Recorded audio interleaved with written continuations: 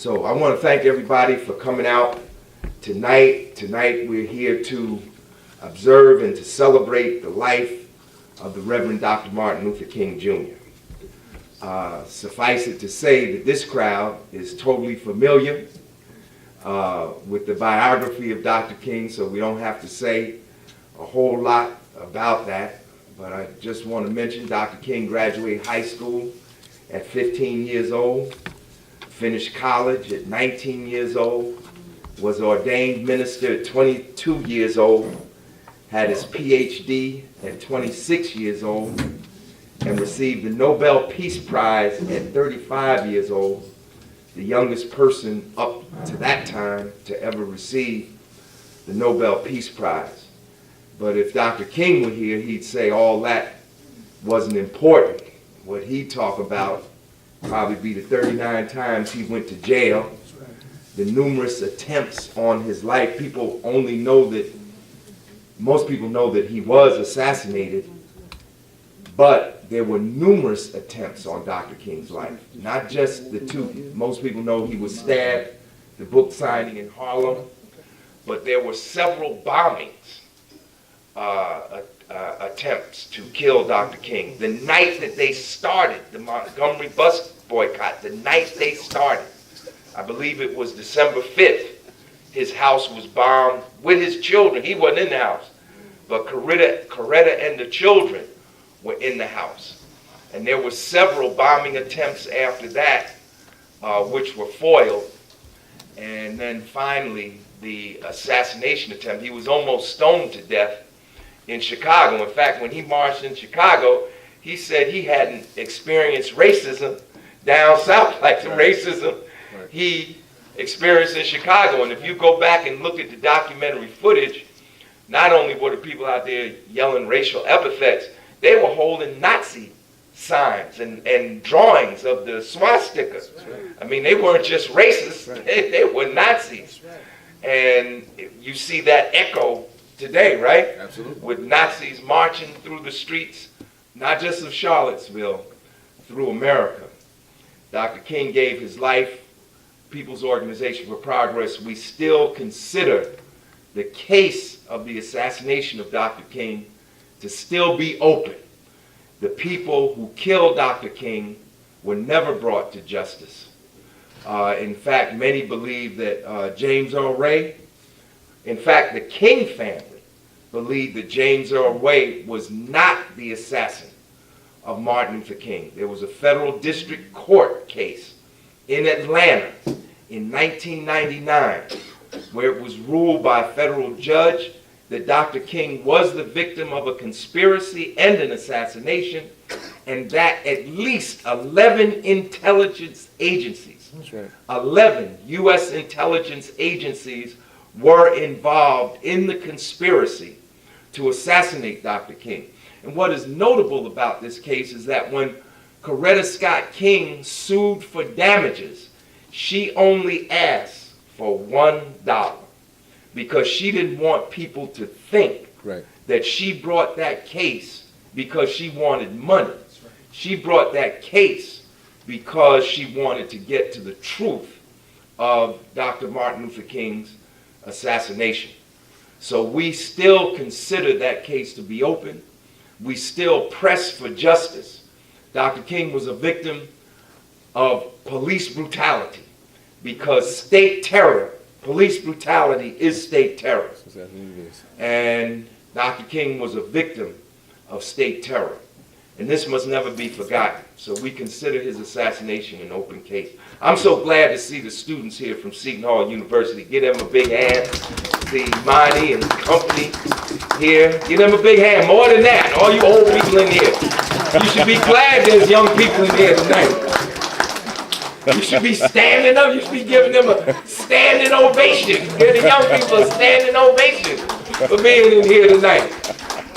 That's right. Dr. Johnson, don't sit back there. Just bring your chair right up here. Come on. No, you can do it off the cuff. Come on, come on. Get your chair and come up here.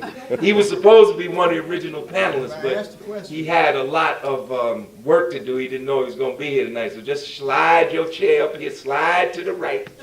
Slide right here.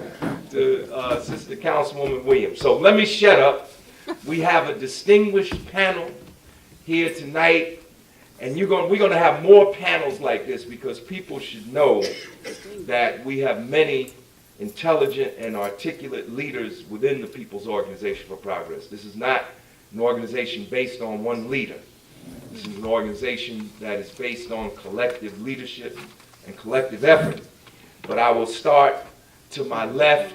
Our panelists tonight include labor activist and longtime POP member John Levine. Give him a big hand. Our brother, poet, writer, and activist. Our brother, our lion, fire breather, panther, Zaid Muhammad. Give him a big hand. On my right, but not politically, the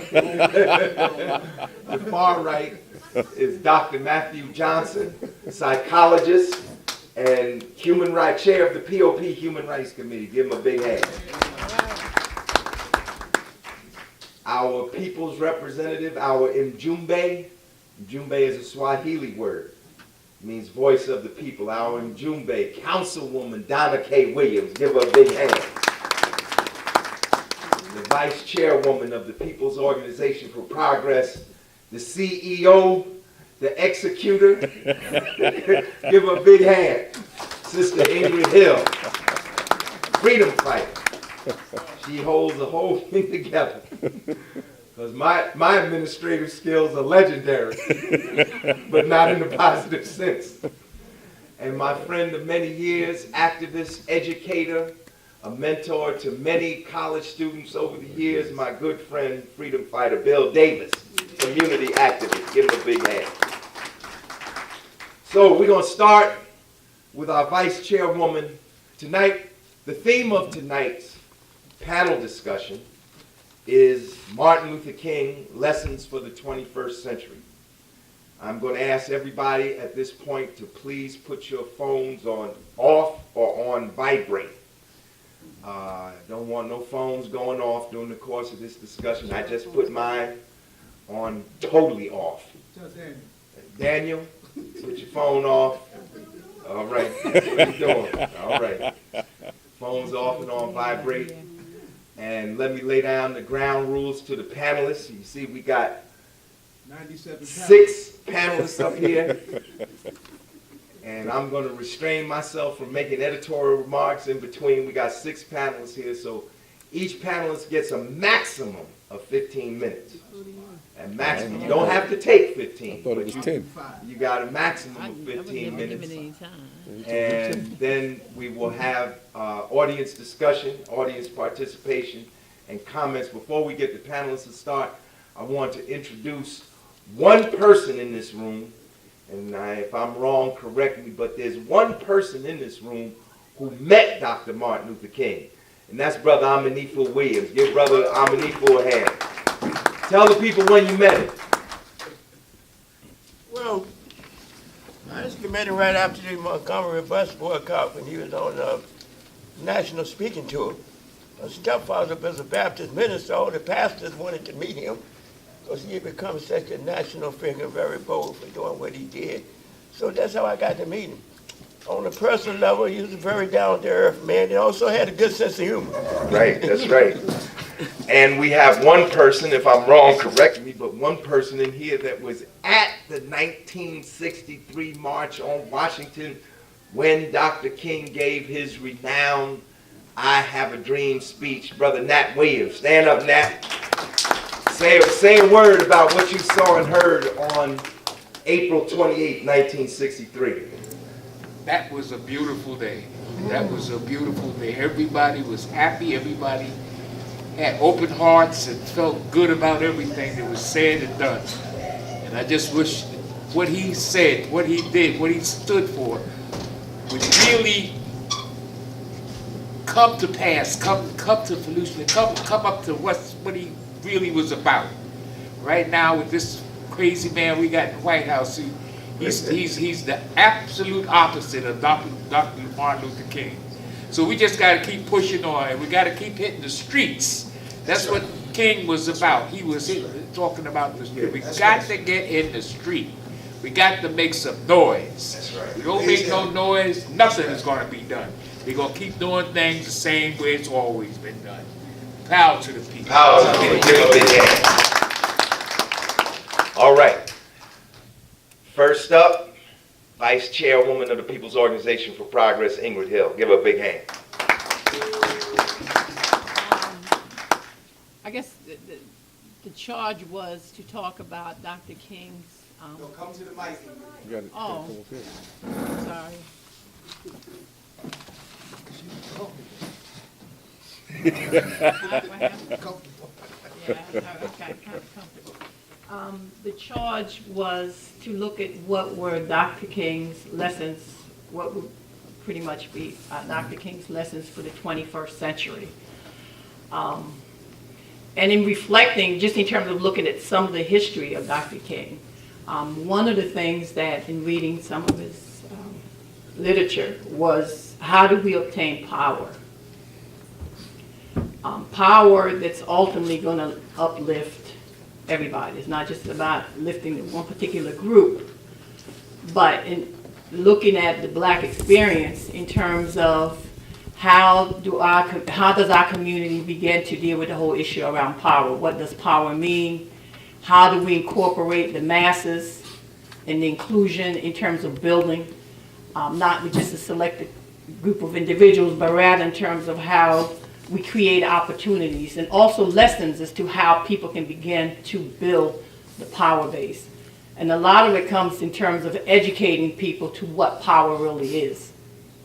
In terms of looking at how do we reach out, how do we create a social movement that incorporates education with social activism.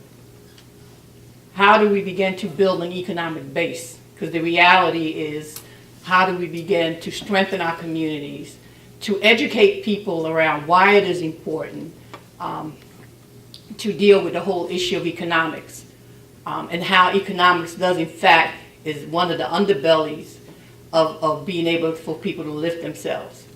The other piece is also in terms of how do we deal with, not only in terms of economics, but also political. You know, what is the political terrain for us in order for us to be able to move forward? How do we educate people around why it is important for people to get into voting?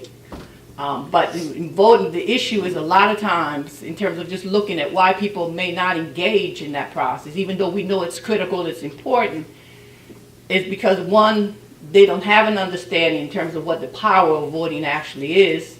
The other thing is also in terms of looking at who are these people that represent us, and the people who represent us actually have our interests at heart. I believe that there's a responsibility on all fronts. The question is, how do we begin to actually look at the needs of our community? Because a lot of times we look at data that's put out there, and I'm not sure, I know for a fact, I'm not saying I'm not sure, that every single person has not been contacted to find out what their needs are. And so therefore, people, sometimes we get into the process of electing people in the offices who may not necessarily have our interests. I mean, there are those who do have our interests, but there are also other people who don't have our interests, but we never question that. And the reason why we don't question it is because we don't know that we have the right to do so. So the question is, when we're talking about empowerment, there's also that racism is alive and well. We know that. But the question is, how do we begin to negotiate through that process? Because the reality is that unless we eradicate poverty, which is really the bottom, is the underpinning. I mean, poverty is the underpinning. The other piece is also how do we begin to develop alliances for those individuals who are outside of our network. And in doing that kind of thing, is also looking at what is our individual interest. Because one of the things, sometimes when we build alliances, there's a tendency for people to cross over and their interest becomes our interest. In building alliances, I think it's very critical that, one, we understand what our needs are. And in order for us to be able to understand what our needs are, is we have to have a pulse in our community in terms of what are all of the issues that are impacting our community that are specific to our community. Then we can also look at in terms of what may be a common goal that we may in fact be able to work through.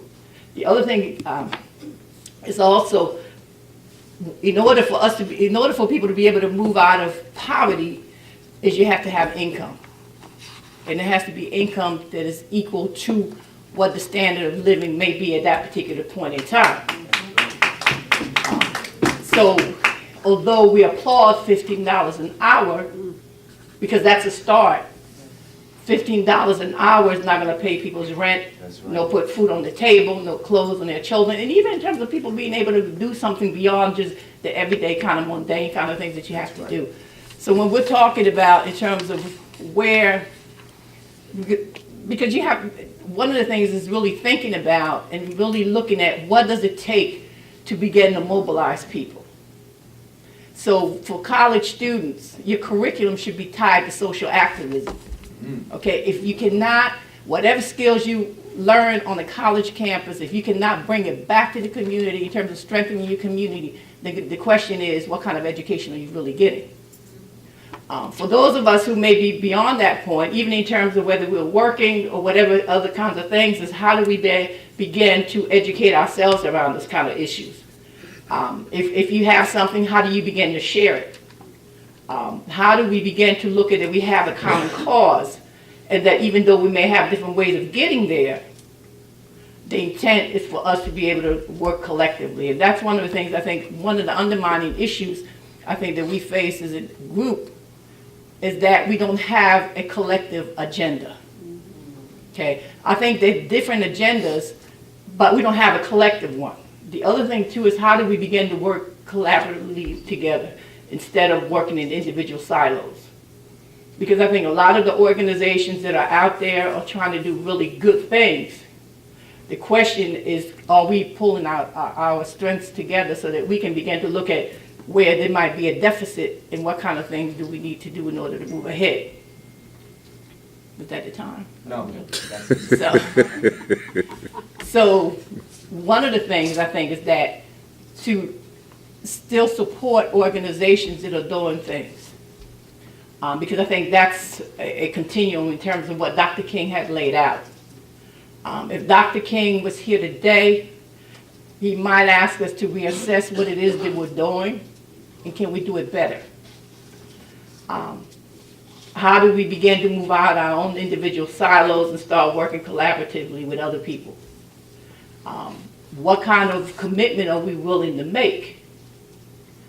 Is it a one time or is it a lifelong struggle? Mm-hmm. To me, social change is a lifelong struggle. Yes. Because it's not just building for ourselves today, but also for the generations that come. And what kind of lessons are we leaving behind for the next generation that's coming through? So with that, right now, that's some of the lessons that I think Dr. King, and again, the elimination of poverty is like at the top. Racism is given, but poverty is one of the things in terms of looking at how do we begin to really collaborate with other groups who may not see that because they may be caught in terms of one of the things that I know that Dr. King talked about, where we go from here now in terms of the community, was that although you may have there's a larger number of white people who are poor because of racism and how they define their own ideology around that. Sometimes it's very hard for them to see black people as being in the same situation in terms of working together, in terms of building that kind of power base that is necessary. Because as blacks, we're not going to be able to move it by ourselves. So.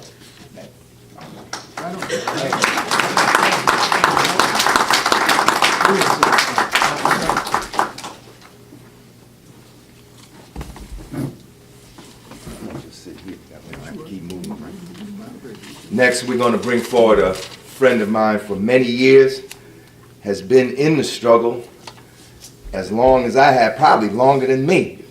And I've been in the struggle for 47 years.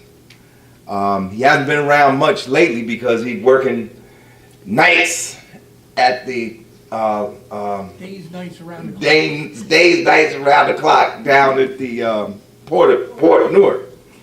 And he recently had a really bad accident. His hand was crushed. We didn't think he was going to be here tonight, but they took the pens out, and he's here tonight. Give him a big hand, John Levine. John Levine.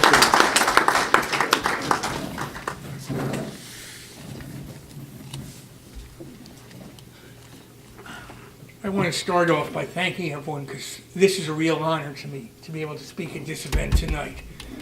I want to talk about why, to me, the idea of the lessons of Dr. King in the 21st century is the wrong way to look at it. Because I'm thinking back to, people talk about all of our leaders and how they changed over the years and they became more involved with the array of things, whether it was Dr. King with the Poor People's Campaign that he was initiating right at the same time as he went down to support the sanitation workers strike, or all these things, how these were, growth. But the Dr. King of 1964 and the Dr. King of 1968 may have been very, very different people. But in fact, you go way back to even before his involvement with the bus boycott. I remember traveling with my family, and I saw a sign on the highway in Tennessee that purported to be a photograph of Dr. King at Communist Training School. Right. The Communist Training School he is at, and I'm putting that communist in quotes, he was at the Highlander Center. Oh, yes. And there was that photograph. If you know people in the photograph, from a historical perspective, they were genuine members of the Communist Party in that photograph who aren't identified because they wanted to say that Dr. King, who at that point was barely involved with radical things, was a communist. So the same way that our enemies are attacking people today, saying the Black Lives Matter movement is an armed terrorist faction, that's the way they attacked Dr. King way back. And so I think we have to think about this not so much as what's the lessons for the 21st century, but how our struggle continues in such a way that what we're fighting against hasn't really changed. That's not to say that there hasn't been great progress made, but there's so much swing back to the kind of Nazi-led, racism that was prevalent in the 50s and 60s that it's very hard to suggest that there's different lessons for the 21st century. That's the main point I want to make.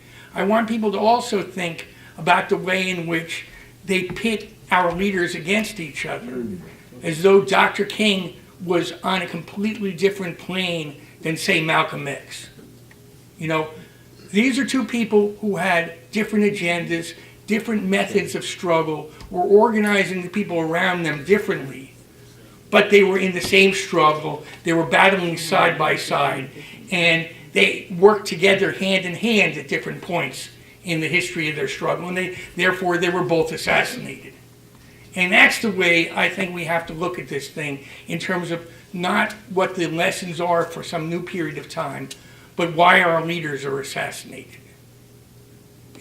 From my perspective, having been involved with the labor movement for many, many years, obviously the Poor People's Campaign and the support of the sanitation workers' strike were very, very important developments for Dr. King. Right. But were they important developments for us? Were they important developments for the struggle? What do we learn from this, and how do we continue to struggle, and what are we fighting for today? And I would say that in general, as Ingrid said, fighting for a living wage today is no different than fighting for a living wage back in 1964, 1968, or 1951. Right on. Yeah. Right on. Thank you very much.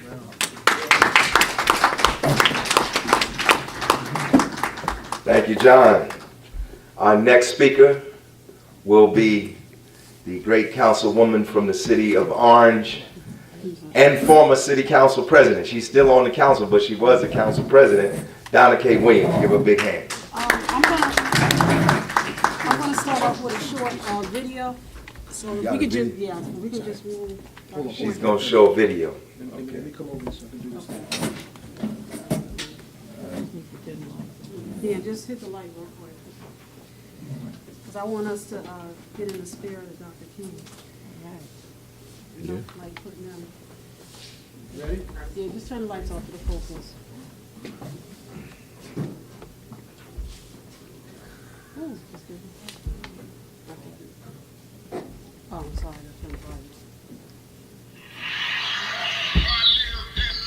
sorry. China or even Russia or any totalitarian country. Maybe I could understand some of these illegal injunctions. Maybe I could understand the denial of certain basic First Amendment privileges because they have committed themselves to that over there. But somewhere I read of the freedom of assembly. Somewhere I read of the freedom of speech. Somewhere I read of the freedom of press. Somewhere I read that the greatness of America is the right to protest for rights.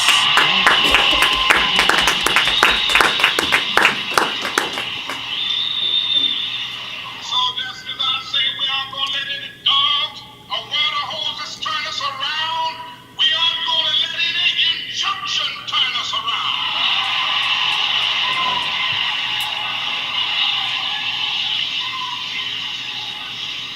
Well, I don't know what will happen now. We got We've got some difficulties ahead. But it really doesn't matter with me now. Because I've been to the mountaintop. Oh, absolutely. Like anybody, I would like to live Live a long life. a long life. Longevity has its place. But I'm not concerned about that now. I just I want to just be want down to do to it. God's will. And He's allowed me to go up to the mountain. And I've looked over. And I've seen the promised land. I may not get there with you, but I want you to know tonight that we as a people will get to the promised land.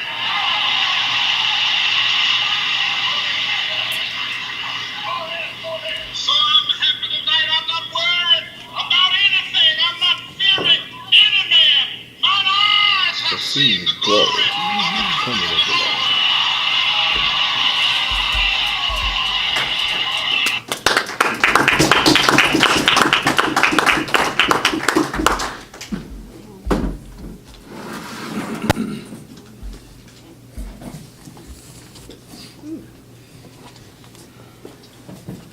That's a hot dude, whatever that So is. some may say Dr. King was a prophet, because as we know, that was his last speech, and it was as if he eulogized his own self that evening. And if we look into his eyes, people will say, something that comes over us when things are happening to us. And it seemed, if you look into his eye, Dr. King knew something. You could see the intensity in his eyes. For me, I was 6 months old when Dr. King was assassinated. He was assassinated on April 4th, 1968, and I was born October 5th, 1967. So I was born into a turmoil time, but it was a time that has allowed me to stand here as your city council person. And my brother asked me to reflect on this scripture when I began to speak. And it says, it's from Matthew, the 21st chapter. Then the king will say to those on his right, "Come, you who are blessed by my Father, inherit the kingdom prepared for you from the creation of the world. For I was hungry and you fed me. I was thirsty and you gave me drink. I was a stranger and you invited me into your home. I was naked and you gave me clothing. I was sick and you cared for me. I was in prison and you visited me." Then these righteous ones will reply, "Lord, when did we ever see you hungry and feed you, or thirsty and give you something to drink, or a stranger and show you hospitality, or naked and give you clothing? When did we ever see you sick, in prison, and visit you?" And the king will say, "I tell you the truth. When you did it to one of the least of these brothers and sisters, you were doing it to me." And that was how Dr. King lived his life. He really cared about the least. Some of the things that he focused on, equal rights and equality of life for African Americans directly and all Americans indirectly. And in several of his speeches, he said that while I'm fighting for the African American, it's going to benefit everybody, because when African Americans do good, everybody does good.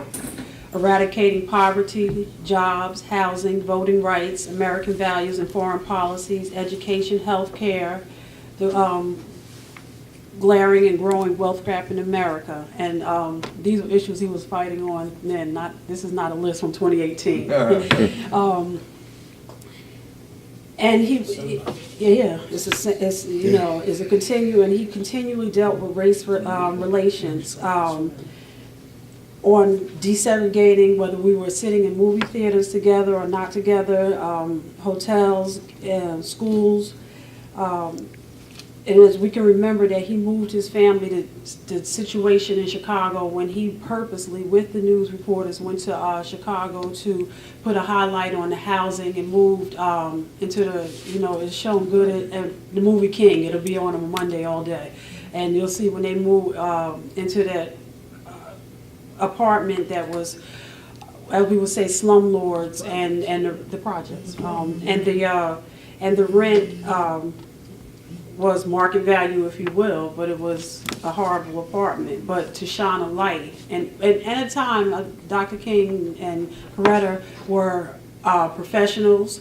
They were young, they were in their 20s, and they chose to serve the least of these, each and, those. And I think of a funny story. There's a movie that might come on about Dr. Vernon Jordan, who was a pastor at Dexter Baptist before Dr. King. Vernon Johns, okay. And they will, but the whole, and it's good if you don't know, if you watch the movie and they kind of kicked him out and said the next time we'll get a pastor, we'll get somebody that we can easily tell to do what we want to do. And the king that followed, the pastor that followed was Dr. King.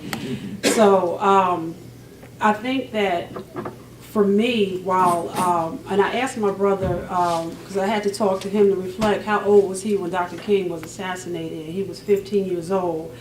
And just to be a 15-year-old and to see this type of turmoil going through the country, and specifically in our community, it was something that I think that every person that was alive, when you speak to different people, that they can remember where they are at that moment when they got the word, and how they felt, and just the injustice that somebody who fought, who spoke nonviolent, no matter what you do, whether you were spitting upon him or water hosing or whatever, that he stood on the platform of nonviolence, but yet he died in a violent manner.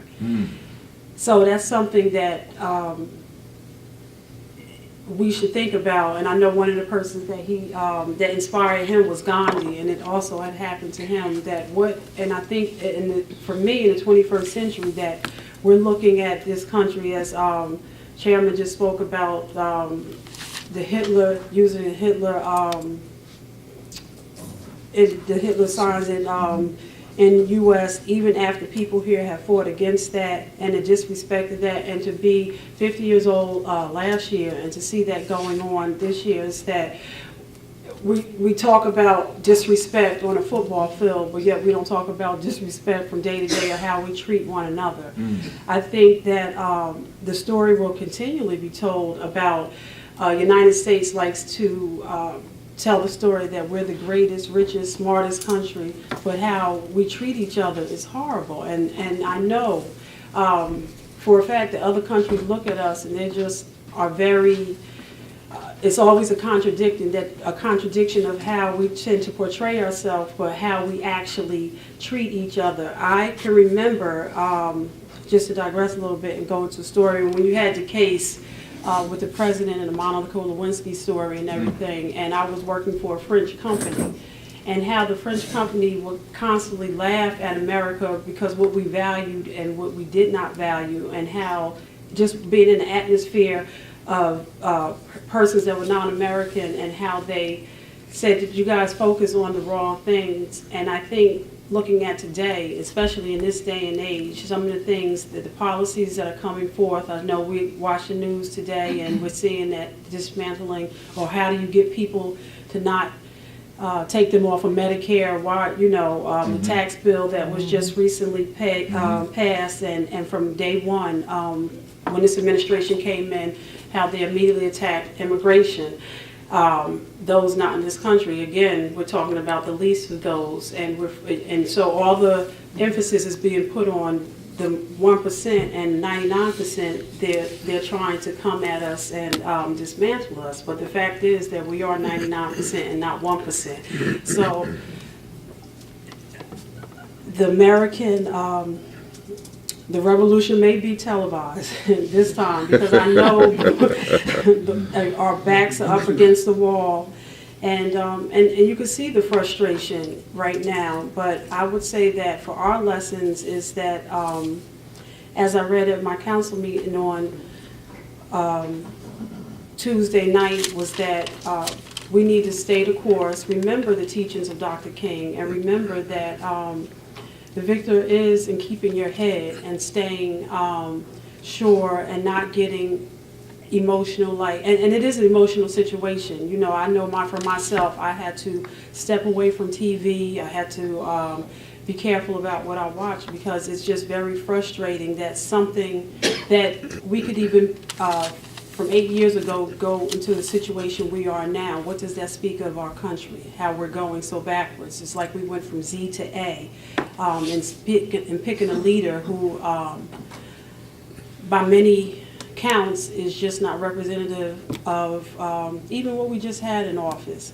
So I think that for me, the lessons of Dr. King are that to stay humble, to be a person for the people, to keep my ear to the ground and listen to what the needs of the people. And that's very important, because I come from a very diverse community. Orange has always been an immigrant community. When I was growing up, again, born in 1967, it was probably African American, Italians, Irish, and Anglo-Saxon. And now the demographic has changed, where we're primarily African American, Hispanic, and Caribbean. And listening to the things that this administration is putting forth directly affects me and the people that I serve. You know, we just seen that there was a raid on 7-Eleven on yesterday. Yeah. These issues are, of all the issues that we should be challenging in 2018, we're going after things that are just very racist, to say the least. So I hope that during this holiday weekend, and as we go into Black History Month, that we're all reflective, that we reflect on our history, because our civil rights history is a tremendous history, and civil rights is a time that a lot of people reflect on, learn, and that they go and they become very victorious and when they're trying to overcome challenges. So we, as African American people, we do not need to abort the very thing that brought us over in the 60s and 70s. So I think that's something that, while I was a baby, that I always, and as I close, I can remember, if anybody's seen the movie Talk to Me, and it was about an air commentator from D.C. P.D. Green. P.D. Green. Oh. And it was during right around the time of Dr. King. Dr. King was assassinated. Yeah. And but they told the story of P.D. Green and how this man who came to become an air personality, how he was able to calm a community by just being practical and talking. And when they had the riots in D.C. after the assassination of Dr. King, they had to bring P.D. Green back into on the radio to just ask people to calm down. But I remember leaving the movies and saying, wow, those were some challenging but awesome times, because we were together as a people, we fought, we were on one accord. And I was like, wow. You know, I miss being born during those times, and here I am in 2018, and it seems like we're reliving, when we're here, it seems like we're reliving everything that my mother, father, and everybody that generation fought for. You know, everything in terms of housing, how, you know, all of those things are being undone. How far we got in schooling and equal rights and all of that is being undone with the stroke of a pen, and not even congressional, just by executive order. So what I will say is that one of the things that Dr. King was a champion of is voting and getting the right to vote. And we cannot take that lightly, because when you literally hear somebody say, baby, go out and vote, because somebody died for it, we have to remember somebody really did die so that we can vote. And as we have a great opportunity in 2018 to possibly change how policy is written, is that we go to the polls and take 10 people with us to the polls and make sure that we use the opportunity for those that died, that Dr. King, that they march, so that you and I can vote, that we do not take it lightly, and that we explain to the young people that are behind us that do not remember, or who, and because lessons are not taught about our leaders, that we teach them about voting, take them to the polls, and I will sit down on this, is that remember that we have legislation right now on the books in the state of New Jersey called the Amistad legislation, which teaches us these things, but it's just on the shelf. And so one of the things that we can do, if you all have a school next to you, go to a school board meeting and demand that the Amistad legislation be implemented. And I might say, I probably don't care if it's not taught in Chatham or wherever, but I should be taught in Orange, East Orange, Newark, in our urban schools. So I will leave you with the charge to ensure that you're voting, that you're taking people to the polls, and that they understand the importance of voting, and that you consider the Amistad legislation. And if you don't know about it, again, it's a law in New Jersey, and Amistad legislation teaches us about our history, and that it should be taught in our school. Thank you. Councilwoman Donna Williams. Up next, our brother Zaid Muhammad. Give him a big hand.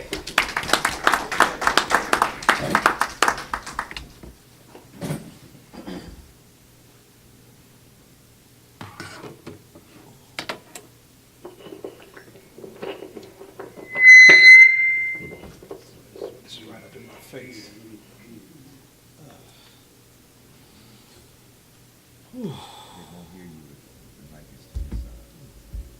Mic check, can y'all hear? Mic check. You all right? Okay. Justice, there you go. You gotta hit the back of the room. That's right.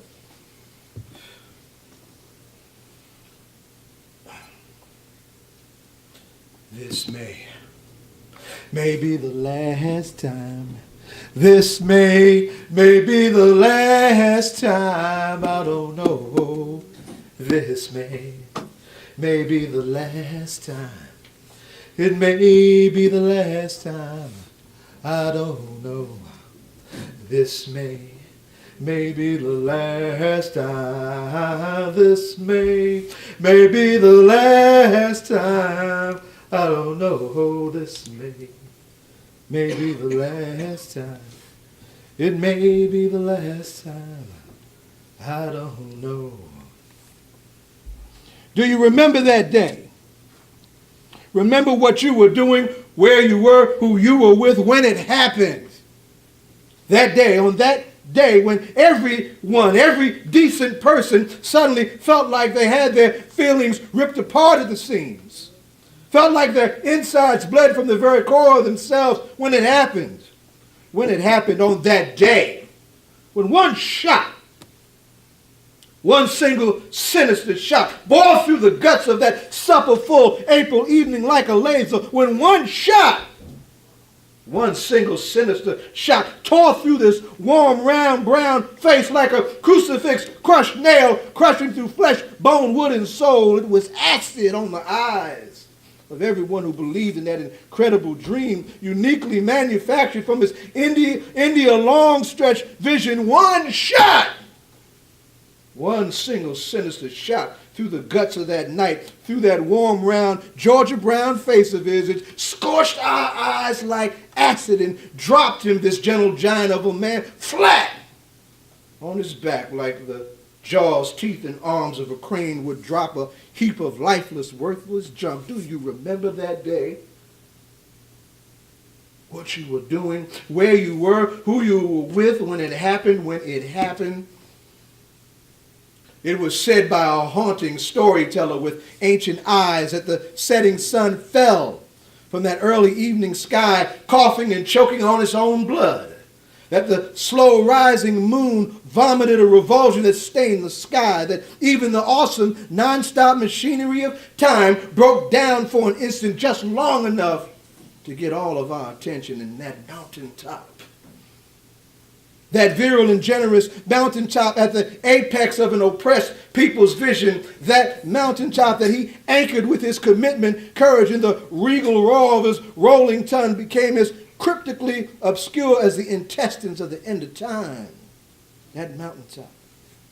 When it happened on that day, and with that one single sinister shot, that dream became the nightmare it was trying so hard to transcend, the American nightmare in true cross-burning fashion again, stalking our people like a lynch mob or like pilfering pirates seeking the human cargo of our ancestors in a colonized night. It was an awful day. It was an eerie day.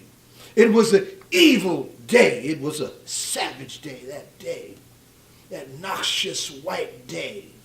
That day, it was a dark, defining day that should forever remind us of where we are, of who they are, and what they will do. It was a day that should never allow us to let our guard down ever again.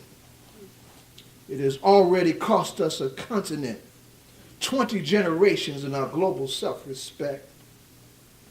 That day, that noxious white day, that day that we should never be allowed to forget. This may be the last time, I don't know now. This may be the last time. Maybe the last time. I don't know. Donna, thank you for the clip. It set me up perfectly. I remember where I was on that day. April 4th marks the 50th anniversary of that day. And we should never forget what that day meant to us. And everybody in this room from my age and up, y'all should be really sounding the drum in our young people's ear. Because if they will do what they did to that man, there's nothing that they won't do to you at the drop of a hat. And we need to prepare our babies. And I'm talking to my baby. I'm pointing, y'all see me looking dead at y'all, right? They need to be trained up to get ready to deal with that, so we do not have to suffer from the consequences of what Mumia Abu-Jamal calls the Great March Backwards. Let me try and gather myself. Let me give you some weapons. I want everybody to pull out their cell phones, not to take pictures, because I know nobody wants my picture. One of the recent tasks that I have on the organizing front is for what we call NCAP, the Newark Communities for Accountable Policing. And I want everybody to avail yourself of a weapon, a survival weapon, in the struggle for accountable policing. And that is an act. You old heads, y'all might struggle with this like I do, and I ain't the oldest one in here, right? You got young folks in there, let them help you. Act is something that's you get from online that you put on your, I'm probably getting it wrong, on your phone, right? But there's an app that the ACLU has made available in every state that gives you the means to videotape your friends, the police department, when they're cracking somebody's skull or doing somebody wrong. Right? Avail your, do it right now. I see some of y'all are doing this. Even the young heads is doing it. You always like, right? Do it right now. It's free. It don't cost you nothing. ACLU, Mobile Justice. Thank you, Madam Councilwoman. Get it. Use it. Have everybody get it. Don't cost you nothing but whatever. If you got a cell phone already, I can't even find mine, right? Do that. One of the things that's right in our hands right now in this community, and I'm talking now about the city of Newark, is our new Civilian Review Board. There's some fascinating things that Newark is getting a lot of love for. But one thing that nobody's talking about, and the more I do my outreach, Madam Vice Chair, I'm really shocked how many people just really don't know about our new Civilian Review Board in Newark. But when I'm in New York, or in Philly, or in Baltimore, or in Boston, or in D.C., how y'all doing with that Civilian Review Board? I got a call from Berkeley about our Civilian Review Board, Madam Vice Chair, right? They're trying to put together an elected Civilian Review Board out there to take it even another step beyond ours, deal with that. Huh? Right? Yeah. And somebody, and she's not here tonight, my little sister Sharon Hand, put a tag on my page. I'm talking Facebook language, I'm probably getting it wrong. But a young child from Bakersfield, California, it showed her being videotape of this child being beaten and attacked by police dogs. And they said they were looking for a black guy that did some shoplifting. Does that sound familiar to you? Right. Right? When we talk about the apartheid and the segregation that this man gave his life for, segregation was not just kept in order by the extrajudicial sanctioned terror of the Klan and those other kind of instrumentalities, but the other principal mechanism by which it was maintained was by the police. Bull Connor was a pig. Y'all understand what I'm saying? Huh? When Amiri Baraka went down Springfield Avenue just to see what was going on as things got out of hand on July 12th, he recognized two police officers that went to high school with him, and before he could say, hey, how you doing, both of them came down, square on his skull and split it open. Split it open. He was a victim of police brutality, a casualty of state repression of the Newark Rebellion. And here we're talking about a child being attacked with police dogs. Huh?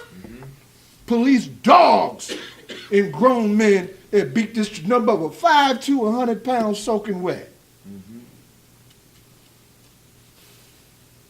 About our Civilian Review Board, before I lose my mind. Although it's on paper and has some powerful dynamics with it on paper like no other Civilian Review Board in the country, the police have gone to court to stop it. There is an injunction that does not allow the Review Board to do its work in the actual hearing of cases. So there's going to come a time, not in 1967 when that beautiful woman to my right was a baby into this world, but in 2018, on our watch, that we're going to have to rally to fight for this board. We're going to have to be in the street. We're going to have to be at city council. And we're going to have to go to court when it comes time to go to court. I'm going to pass around, and I got a pen that don't work. Safi, I need that pen now. My 14-year-old is in the house. Oh, right? Safi Bukhari. I named after Safi Bukhari. This is the pen, all of you, and you don't have to be a Newark resident to get down with this, right? Because this has broad implications, so you can support it. But if you're interested in supporting the work of the Civilian Review Board, please hit me with all of your particulars, right? And let me close with this, and I'm talking really to my young folks here from Seton Hall. Out of all of the gatherings that are getting ready to go down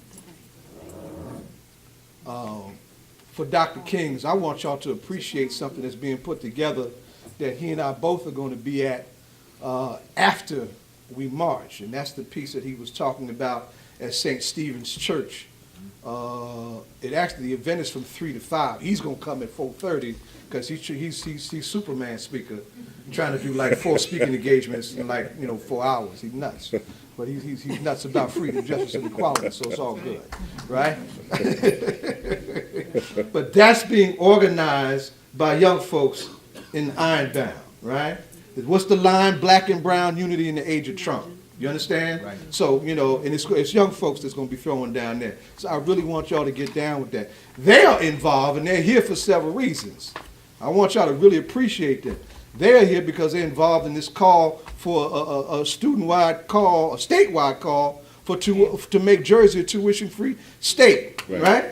That's serious stuff, right?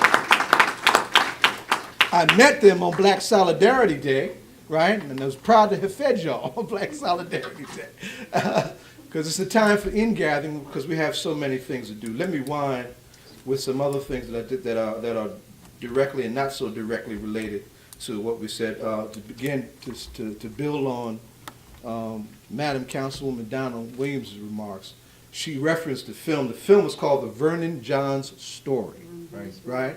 James Earl Jones played Vernon John. In fact, me and Mary actually, had some disagreements about the film, but it had its value. It's one of those films. These great biopics kind of go away, But it's something. It's a good thing to look at because Vernon Johns was a militant, very independent preacher. He was a nationalist in his practice, right? And that's a whole, people don't associate the black church with black nationalism, but black nationalism is religiously neutral, all right? It's religiously neutral, when it comes to folks who are serious about freedom, justice, and equality. She mentioned also the Amistad bill. I want to thank everybody that's been supportive of the popcorn kids, and especially those that came out on that snowy day when we had our Kwanzaa just a few minutes ago. We were supposed to have the executive director of the Amistad Commission be with us, but she got jammed up in the snow and the traffic in South Jersey. The snow came south to north, so they got hit a little harder with it than we did. So Stephanie James Harris is coming back on February 24th when we do our Popcorn Kids presentation that month at 1 o'clock. So I want y'all to look forward to that. And finally, clergy, the great Fred Shuttlesworth, who was Dr. King's right hand, said, God ain't got no use for scared black preachers. I need y'all to help me find 45 clergy to call for the release of my comrade Sundiata Kohli, who will be 81 years old the day before Dr. King's birthday. Wow. For those of you who don't know who Sundiata Kohli is, let me tell you who he is. He was with Assata and Zayd when they were shot and killed. Zayd was killed on the turnpike back on May 2nd, 73. Sundiata's done 45 years. Sundiata left, there's that great flick, Hidden Treasures, with our sisters getting down at NASA. Well, there's another hidden treasure that ain't nobody talking about. That was Sundiata. Sundiata was a math whiz who left NASA in Freedom Summer '64 to become a part of our struggle and ultimately found himself in the Black Panther Party and the Black Liberation Army. We're trying to get 45 clergy for each of his 45 years to come out and call for his release on humanitarian grounds. He was approved for parole several years ago by a state judge. Of course, the Up South racist New Jersey Parole Board said he can have hit him twice on parole with 15-year hits. It's illegal, immoral, and wrong. That's just the parole board taking the role of executioners when somebody hasn't been given a death sentence. So that has to be fought. That needs critical support. I do not want to lose any more of my elder comrades to captivity inside these walls. So, and there's not a whole lot of progressive black clergy that we know. And they don't have to be black. I want them from all over, right? We want most of them to be from Jersey, New York, and Maryland. He's incarcerated in Maryland right now in a federal facility. But we want most of them to be from New Jersey, so New Jersey can't say that, well, you're just here by yourself and your record, and even though you're claiming remorse and whatnot, we just ain't gonna let you go. No, it can't. After 45 years, it can't go down like that anymore. So, for my elder that's not here, my elders in prison who are not here, I want y'all to remember that. Finally, all right, thank you. I'm about to make some noise at Rutgers Newark in my old school. They got a program on the 16th called What My Racial Healing Looks Like, and they want everybody to be nice. Racial healing can't take place in the absence of justice. right? man. And ain't gonna be no justice in the Ain't gonna absence be no of power. peace. That's right. So you know somebody gonna make a little noise there. But come to Rutgers Tuesday, January 16th, so we can show folks what racial justice should really look like. We'll see you in the world. Good job. Great job. Our brother, Zaid Muhammad. Now, give him a hand, that's right. And now, we're going to hear from Dr. Matthew Johnson, who is a professor of psychology at John Jay College. And he is another long-standing comrade of mine, going all the way back to our college days. And he's been a great supporter of the People's Organization for Progress. Give him a big hand, Dr. Matthew Johnson.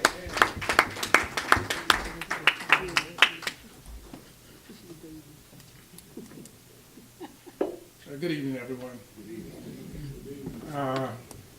Usually when I stand up to address a group, I thank someone for inviting me. And Chairman asked me earlier this week about if I would be available to participate in the panel. And I thought about it for a few moments. And I said, you know, this is really not a good week for me. I asked him who was going to be on the panel. The panel sounded like it was well represented to me, so I said I don't really need to be on this panel. He's got it, you know, packed up well. So I said I'm gonna take a pass, but I'm gonna try to make it. I'm gonna try to come down Thursday evening, and because I want to hear the panel, but I didn't want to be on the panel. So you all know what ensued after that, you know.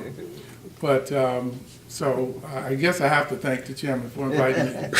But I have to thank People's Organization for Progress for being here. And I'm not here every Thursday night, but it always gives me sustenance to know that I'm part of this group.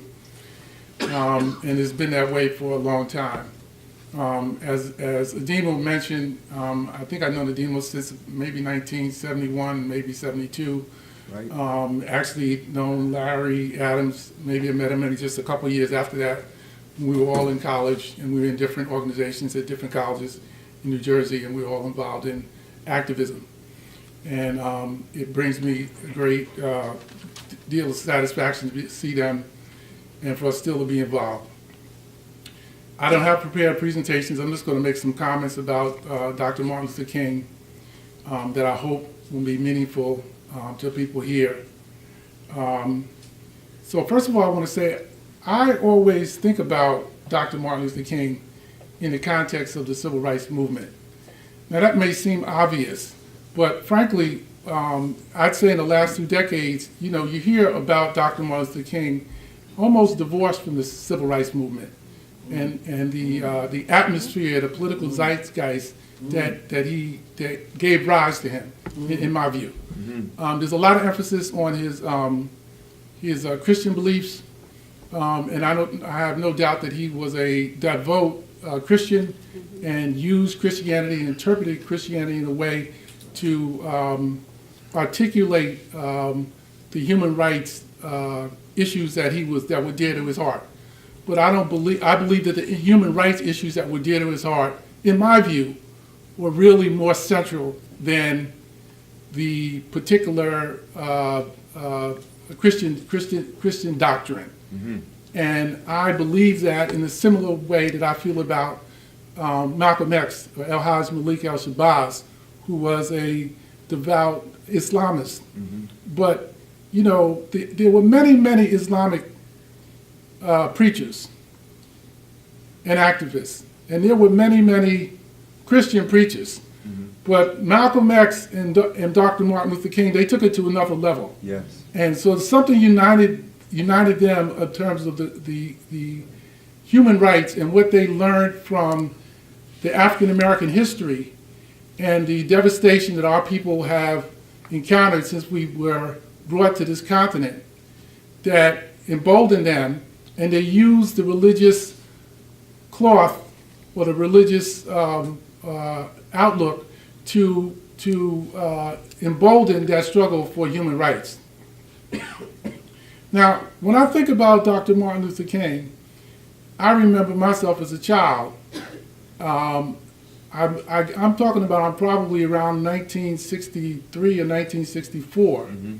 I was a child, and I was, at the foot of my parents and my grandparents. And I remember we would watch, there were these TV shows that the adults were watching that had to do with civil rights. And Dr. Martin Luther King was on the show. This may have only happened 2 or 3 times in my life, but it had a very big impression upon me. And I saw Dr. Martin Luther King on a panel with Roy Wilkins from the NAACP, with James Farmer from CORE.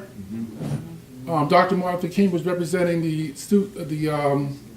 SCLC. There were representatives from the Student Nonviolent Coordinating Committee. And Malcolm X was there representing the Nation of Islam. And this was the atmosphere that I grew up in, and that made life meaningful to me as a child, and continues at this point in my life. So that was about 1963, 1964. I was 10 or 11 years old. And from there, I observed the civil rights movement emerge. And from that, I saw the African American or Black liberation movement emerge just, in ensuing 5 or 6, 7 years after that. And I'll be direct about this. I didn't have a particular high regard for Martin Luther King when I was a child. Right. And Martin Luther King was like one of several important and valuable, African American spokespeople at that time. My mother, who was, I always say that my father taught me to question authority, and I appreciate that. And only because he taught me to question authority do I think that I went so far in terms of education, because my education was a matter of me going in there and learning through questioning the authority of school. And I got that from my father. My mother, a few of you may have met my mother. My mother taught me to challenge authority. She went a little further than my father. She taught me to challenge authority. My mother was an admirer of Malcolm X. She was not in the Nation of Islam, but it was her sense that Malcolm X's message was much more meaningful than Martin Luther King's message. And I adopted that view. I wasn't hostile to Martin Luther King, but I had problems with some of his language and slogans and verbiage, and the way that he seemed to. The self-defense message was more meaningful to me as a youngster and as a teenager than turn the other cheek. I didn't get it. I observed, through the press what was unfolding in the South, the viciousness, as he was just talking about, in terms of the Birmingham marches and the dogs that were brought out on our people and on children and the fire hoses and stuff like that. And I couldn't really wrap my mind around Dr. King's message about love your enemy and turn the other cheek, and I couldn't grasp it. On the other hand, and this is an important message, and I'm just stumbling upon these things as I'm talking, and Larry tell me when my time is up. But what I think is important is that how we grow and we develop through these struggles and the debates that occurred about the way forward. Right. Because even though Malcolm X had this strong message about self-defense, Martin Luther King challenged him, not directly, not in the direct debate, but if you read the speeches that they gave concurrently, they were challenging each other. And in my view, Dr. King's message really put emphasis on Malcolm X, that he had to look at some of the shortcomings of the Nation of Islam. Absolutely. Because they were not involved in the political struggle for our people, that they were involved in important work around taking care of people who maybe otherwise might not have been able to take care of themselves, but they were not engaged. They didn't vote during that time. You all may remember. The Nation of Islam didn't vote. So I'm listening to these different messages and these different voices, and I'm an adolescent. I'm beginning to read, adult literature and try to understand this for myself. But it was a tremendous period as the civil rights movement emerged at that time. So another thing I want to say about Reverend Martin Luther King, and Malcolm X, and they both had visions of humanity that were well articulated, and they were strong moral visions. And this is something that I think we need to have today, and we need to emphasize. We need to have a moral vision of what we're struggling for. In my view, the civil rights movement was organized around the opposition to state-sanctioned segregation. Right. That was a principle that united virtually the entire African American community and large portions of the rest of the community, as well as the rest of the world, to struggle against state-sanctioned segregation. And as state-sanctioned segregation was dismantled into the mid-'60s and the late '60s, we lacked a vision for continuing the struggle. And we sort of branched off into different areas. Some people emphasize the importance of education. Other people emphasize the importance of economic empowerment. Some people emphasize religion and moral uplift. And what are some other things? Some people emphasize business and finances. Everybody has a different idea about what the key thing is. But actually all of these things are necessary. But there's no real vision about what type of society that we need to have. And I think we need to talk about that more. We may not have to have, we may not have a 10-point program for the society, but we need to struggle around a vision for what we're struggling for. Now, something else I want to say, and I don't know if this is, well, I'm going to say that because I think it's relevant. I don't know if it's important to other people. But the civil rights movement emerged and grew and developed not only because, but it was in a large part owed a debt to the international circumstances and the Cold War, frankly, the Cold War. Mm-hmm. During the Cold War, up through the 1970s and even into the 1980s, when you look at it, the 20th century was really the century of communism and socialism. During the 20th century, large parts of the world abandoned the capitalist model and adopted the communist model. That happened during the 20th century. And people don't like to talk about it. And when the communist countries were strong, civil rights for African Americans advanced. I'm not saying it was the only reason, but it was a central reason. And I'm not a communist. I don't consider myself a communist. I've been called a communist, but the real communists know I'm not a communist. But I say this: ever since the fall of communism, the real conditions for working people and middle class people have deteriorated. That's right. Why is that? How is that? What is that connection about? What is that? Why is it that ever since Gorbachev and what was the guy after him? I forget his name. Reagan. No, President was before him.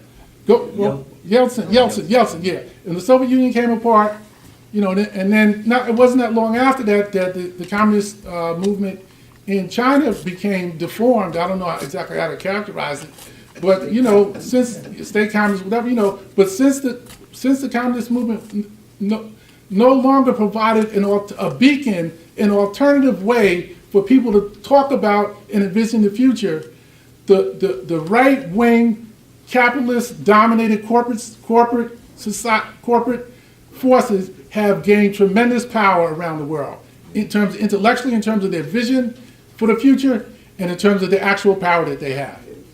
And that needs to be, we need to think about that and address it. I know we have a lot of sort of day-to-day issues we need to talk about, but we need to talk about that and we need to address that.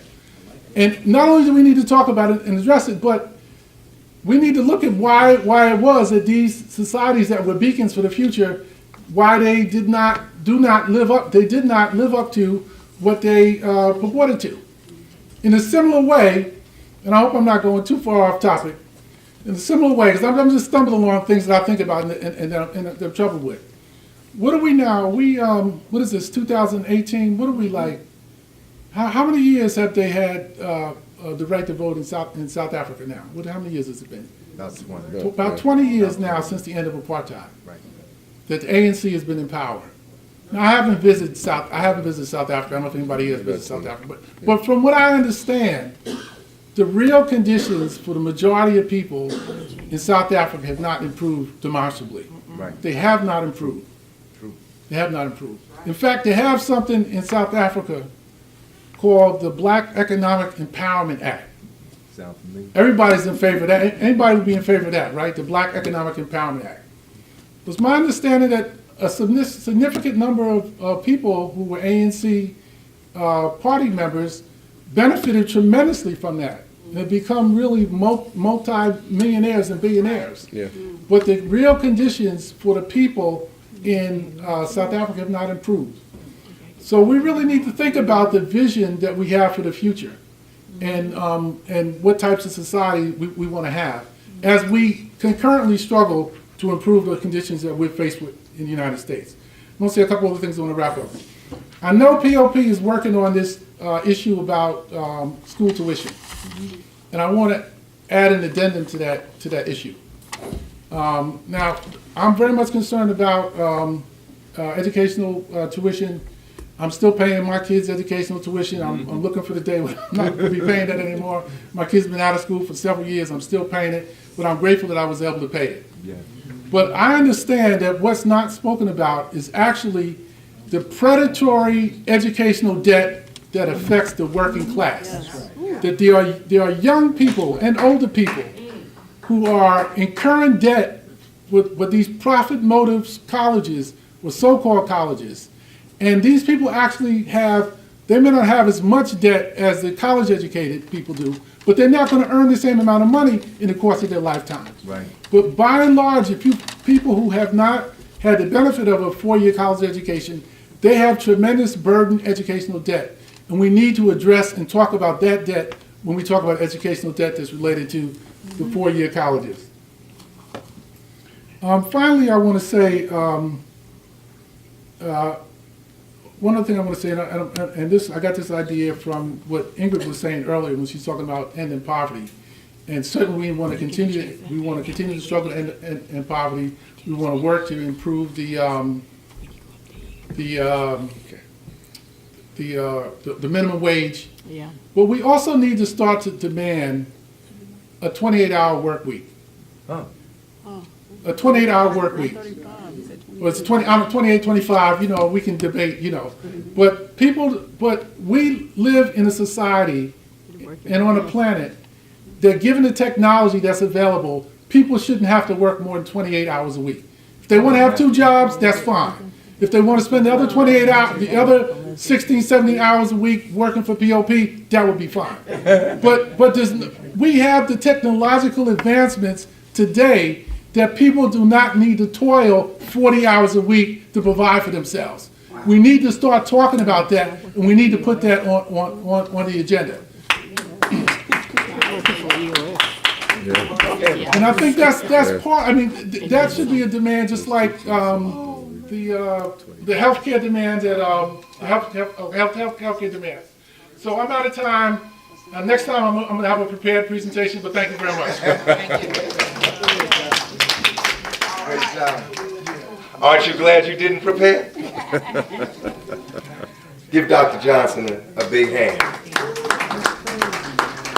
And now our final panelist who's going to tie all of this together. That's why I saved him for last, because I knew he could hit the grand slam and bring the team home.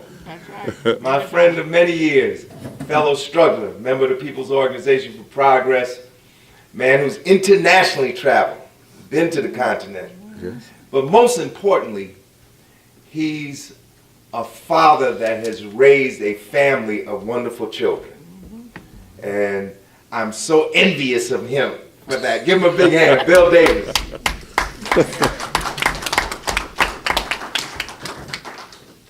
I want to applaud all of y'all. This has been like a marathon. So can I see the hands of all the POP members? Let me see the hands of all the POP members. Can all the POP members please stand up? All the POP members please stand up. And for all the college students in the room, please stand up. And the reason I'm asking all the POP members and college students to stand up is because you are honoring the King tradition. POP as an organization has honored and continues to honor the King tradition, which is to be active, which is to be informed, and which is to demand justice. So all of us should give each other a very warm round of applause for the work you've already done. Stay standing for 1 second. I want to take this opportunity to publicly thank our esteemed chairman, because I think that when you think about the health challenges that the brothers faced, when you think about all the other issues that the brother is going through, the fact that his determination and commitment to continue this organization, to continue to do the work that he has done, inspires and motivates all of us. And I don't know that we oftentimes tell people how much we appreciate them while they are capable of understanding and hearing us. And so let us show some love for our esteemed chairman.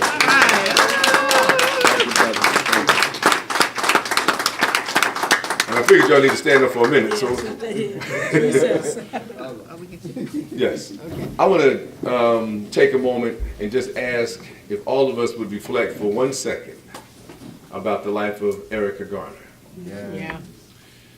When the young sister passed, it was a profound moment to think about the consequence and the impact of police brutality. And we can't talk about Dr. King's legacy without talking about how the civil rights movement, among other organizations, have been really clear about the issue of police brutality. And how we're 50 years past the rebellion in Newark, which started because of police brutality. That's right. We're more than 50 years past the rebellion in Watts that started because of police brutality. You go to Detroit, Plainfield, you go a lot of different places. That's right. And police brutality has been one of the primary issues that has galvanized our community to really be clear about what it is that we're aiming for and the fact that we are always and have been and continue to demand for justice. And so I hope that somewhere in whatever deity that you pray to, whatever that you call upon, that you are going to ask for some peace and solace for the Gardner family. So they killed the father, and then not long after that, the daughter dies. And so I'm hoping that all of us will think about some way that we can do something in the spirit of helping that family to get through the tragedies they've had to face. One thing that I don't think that we do often enough when we talk about Dr. King is to acknowledge the fact that the brother was a genius. Rarely do you hear people talk about the fact that King was a genius. That's right. And so, you know, the books that he's written are up here on the table. I don't know how many of you, let me see the hands of people who's read any books by Dr. King. Come on, do that Kwame theory. That's right. Oh, but hands up. All right, all right, all right. We got some hands up. All right. The brother was a genius. Yes, and so I think that we should be really clear in our articulation about the fact that the brother was a genius. Yep. In addition to being a genius, the brother was profoundly courageous. Yes, she was. And so, you know, we talked about his house being firebombed and he was stabbed and all different things that happened to him. And despite that, continued to pursue justice for all of us. And we're living in an era in which we have so many ministers who are the prosperity con artists. And so if you think about the fact that King is African American royalty. That's right. Because if you're the grandson of a Baptist preacher, in the Baptist tradition, that makes you African American royalty. And so sometimes I think that we forget the sacrifice that King made. I hope one day, if you have not been, you will go to the King Center in Atlanta. King was born during the Great Depression. If you go to the King House in the Atlanta Center, I mean at the King Memorial, you will see King was living, his family lived very well despite the fact that the Great Depression was taking place. And so he gave up all of the creature features that many people in the world aspire for to work for justice. Wow. And so when we think about Dr. King, we need to really think about what are we sacrificing now and the shoulders that we're standing on. And so when Dr. Johnson was speaking, I couldn't help but reflect for a minute about my own life. What's your name, sis? Shaz. Shazalata? Yeah. My mom looked like Sister Shazalata. And so, like Dr. Johnson, my mother was a nationalist. I was raised as a nationalist. So it took me a long time to really appreciate Dr. King. When I was very young, I was listening to the Message to the Grassroots by Malcolm X. If you haven't listened to it recently, you need to go back and listen again. The brother was laying down some profound, but he talked really bad about King and the People's Civil Rights Movement. That's right. So it took a long time, and I was raised in Plainfield. There was some Panther brothers in Plainfield. There was some Muslim brothers in Plainfield. And listened to the last poet. So it took a minute. Took a minute to embrace King. But if you have not watched The Eyes on the Prize recently, go back and watch it again. How many of you saw The Eyes on the Prize? Any segment of The Eyes on the Prize? If you haven't watched it, you need to go watch it again. Whenever King's birthday celebration takes place, I always teach, so I try to show it to my class, I watch it for myself because it reminds us of some of the issues that we've had to overcome to get where we are today. And so when I watched that, when I saw King, and if you watched the clip on Chicago that Larry talked about earlier, and when you see King actually talk about the fact he thought he had died. Because at the time he was in Chicago, they were throwing stuff at him, they were setting off firecrackers, and something hit him in the head the same time the firecrackers went off, so they showed him in an interview on the plane said he thought he had been killed. This is already after he had already been stabbed, after his house would have been firebombed. But some of us sometimes forget that King was an internationalist, that not only was he struggling here, King was struggling on issues around the world. And so in '57, 2 years after the Montgomery Bus Boycott, King went to Ghana at the invitation of Dr. Kwame Nkrumah to celebrate the independence of Ghana. Go ahead, Bill. Then King went back to Africa several times, met with several African leaders in the early 1960s. Go ahead, Bill. And so when we think about King, we have a tendency to think of him only in his struggle here. But the brother was really raising the issues internationally. So it would be a mistake for us to not understand the global implications of Dr. King and the fact that people on the African continents, what Dr. John was talking about was taking place in the 1950s and 60s, many African countries getting their independence. So we have to understand the fact that the civil rights movement was inspired by the independence struggle that was taking place in Africa. And so we don't sometimes understand the global implications of the work that we're doing. Larry said we want to talk about what would King's message be today. King would be opposed to the wars in Yemen, in Afghanistan, in Iraq, the absurd amount of money that's being spent on the military. That's right. At the same time that we are taking people's health care away. That's right. At the same time, you have an increasing number of people in poverty. And so we have to really think about when we march on Monday, what are we marching for?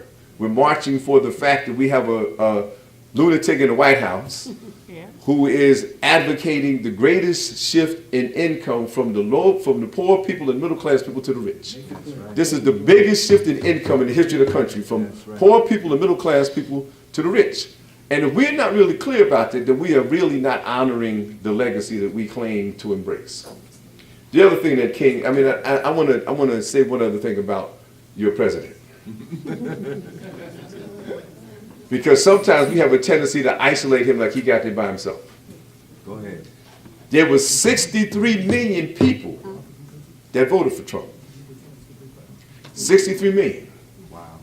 And so we have to understand the fact that what we're struggling against is not just this fool that's in the White House. That's right. We're struggling against the 63 million people who thought that this fool should be there. That's right. And how do we educate them? How do we help them understand that, Republicans are very clever at getting particularly poor middle class whites to vote against their economic interests? But they do that because they say that people of color are the problem. And so until we can help them get past the veneer that somehow anything that benefits us is to their detriment, that is part of our collective responsibility. Figure out how we explain things to people that this is for your own interest as opposed to mine. So they cleverly used affirmative action to make it seem as though that somehow people of African American and Latinos were advanced at the expense of white people. But when you go look at any indice, if you look at the gap between income, we are Latinos, African Americans are the lowest. If you look at the wealth income gap between African Americans and whites is 20 times. We may make 70% of what white people make, but white people have 20 times more wealth than what we have. And so there's some real devious kind of things taking place that give us the misimpression that somehow the affirmative action has allowed us to close the gap. When you look at high school dropout rate, if white males were dropping out of high school at the rate of black males, there would be a national crisis in the country.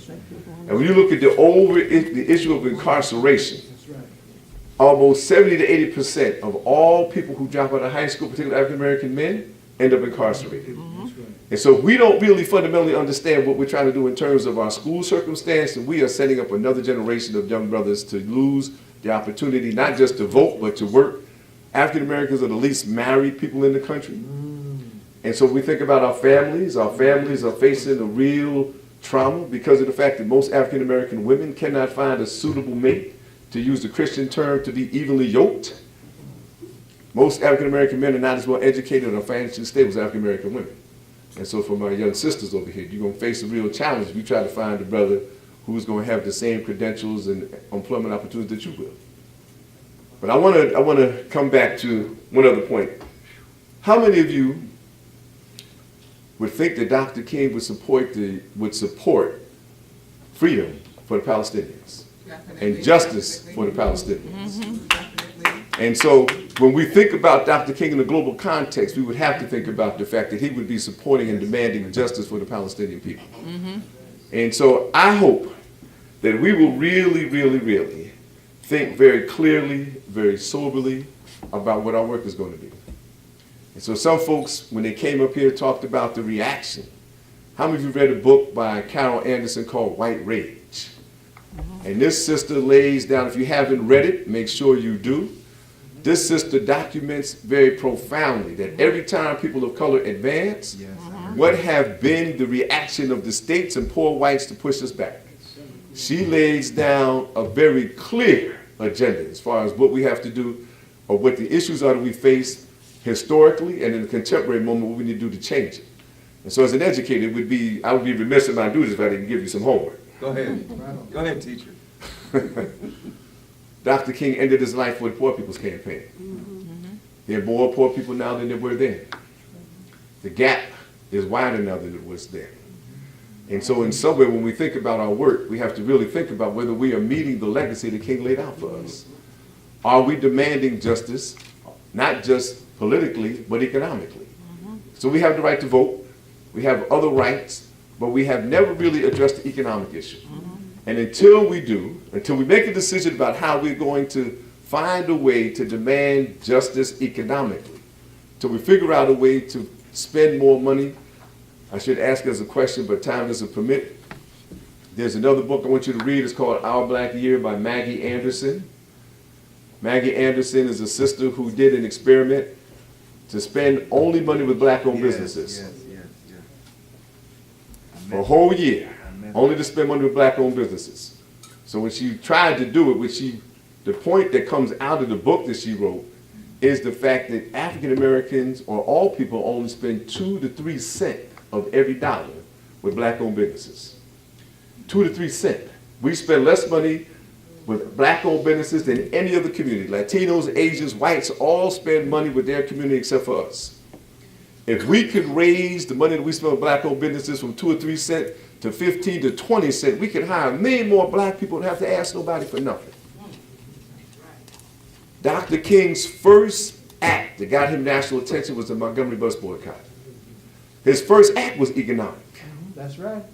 Think about it, right? That's right. 381 days, and our chairman stood out there 381 days, That's right. right? That's right. To honor the legacy of the Montgomery Bus Boycott. That's right. But his first political act was a boycott, was economic. What are we doing now? So we think about all these issues, police brutality. Are we boycotting the companies that produce the uniforms, that make the guns, that give the police the opportunity to disrespect us in the matter that we do? Have we called for any kind of boycott nationally to let people know that there's a political consequence and economic consequence for doing stuff to us? Until we do, because America, there's 2 primary sins. You know, there were over 50 million Native Americans that were killed. There were over 20 million Africans that were killed. So the 2 original sins were murdering and taking the land from the Native Americans and enslaving millions of Africans. And so those 2 original sins have yet to be atoned for. And so we have to figure out a way to unite with our Native American sisters and brothers, with our Muslim sisters and brothers, with our Palestinian sisters and brothers, our Latino sisters and brothers, our Asian sisters and brothers. There are people all over the world who are waiting for us to provide the leadership that Dr. King gave to us. And when we do, we will see significant change. As my sister brothers in South Africa say, Oluta Continua, the struggle continues. All right. Bill Davis, give him a hand. Give all of our panelists a hand. It's a good panel, right? Man, y'all have me taking notes. And I'm gonna steal some of these things from all these speeches I got to give this weekend. Yes. I want to recognize Jeffrey Dye, the president of the Passaic branch of the NAACP, is here. Give him a big hand. And now we're going to open the floor up for questions to our panelists from you guys. Lisa Davis. First of all, I want to say I really appreciate the panel. I really do. A lot of the comments. This is not necessarily a question, but something I will just add to, and maybe you all can comment, because there was a lot of talk, of course, about what's going on present-day King. I mean, not King, I'm sorry, this idiot in the White House. But the reality is what was going on before. And the reality is, and although King talked about voting and all that, but King, from my limited understanding of him, was not beholden to the Democratic Party. And what I really like, as I'm learning about him, is that he held their feet to the carpet. Johnson had passed, perhaps more things have been getting passed under Johnson than anybody else in a long time. But King wasn't satisfied with that. He was very critical of the stuff that was going on. He was very critical of the Civil Rights Act that had been passed. And then what did he do? He took on Johnson, the Democratic Party, he was not a Republican, about the Vietnam War. Right. He was uncompromising. And the Democratic Party of today doesn't resemble in the least anything about what they look like with King. I think how King would have been today, even though we had a black president, I didn't read anything in his dream about a black president being the one to be the CEO of capitalism and dropping bombs on people and invading countries. I think that's something we have to really look at, because I see that when they talk about King, they want to hijack what he was about, and they have King associated with anybody black, and King was about far more than that, from what I can see. So anybody might want to address some of these things. I think those are key things to really look at. Donald Trump, of course, is the worst embodiment of almost anything on earth. However, he is not that far from the White House period in terms of what it had. He didn't start these wars. Obama had deported more people than Trump did. I mean, maybe Trump is going to try to break that record. But you know, all the wars, 17 years straight of open war, he wasn't about any of that. But if anybody wants to comment. My comment, right on. All right. We're short on time, so since Lisa made fundamentally a statement, I'm going to ask if anybody has a question. Because it's like 9 o'clock, so we want to get some questions. Any other questions? I mean, the panelists can respond. I'm not saying don't, you can respond, but let me get some questions in here, and then we kind of work it in, right? I got a comment if there's no questions. Go ahead. A brief comment about what Lisa said. I just want to say that, you know, what we're talking about is a struggle for history and for us to define our own achievements, our own people. Because if not, Dr. King will be defined by other people. And that's a continual struggle to have our own criteria to determine our history. And everybody that's here tonight, I hope many people here tonight are going to go to different commemorations for Dr. King and the Civil Rights Movement in the next week or two. And you really need to look at these gatherings and really challenge yourself and the people that are there to whether or not they are being done in Dr. King's tradition. I know they have something, I live in South Orange, they have things regularly in South Orange for Martin Luther King holiday, and they have people bring in like donations, and then they have a prayer meeting and stuff like that. I mean, you know, Dr. King would be doing a little more than that, I think, you know. So I'm just saying people should keep that in mind, but it's a constant struggle we have to define ourselves and our own people, our own leaders. It's an important message from Maulana Karenga, another important person, I believe. His message is very important. But so I just want to say that in response to what Lisa said. Daniel. Question. Just a touch of arrogance. I'm speaking on what the doctor talked about. And the doctor mentioned about the 63 million people who voted for the poor ignorant whites.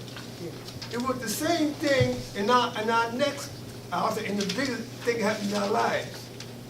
They had the majority of the ignorant white, poor whites voted with the South to succeed for the Union. Why? Because they thought the black people were getting rights. They thought Lincoln represented the black people getting rights, and they said, no. So they voted to succeed for the Union. Who? And you say 1 in 10 whites didn't even own slaves in the South. Right. But it was the ignorant white that the whites that have property got them to, yeah. The 1% of the South got them to succeed. So my brother, I want to address that question.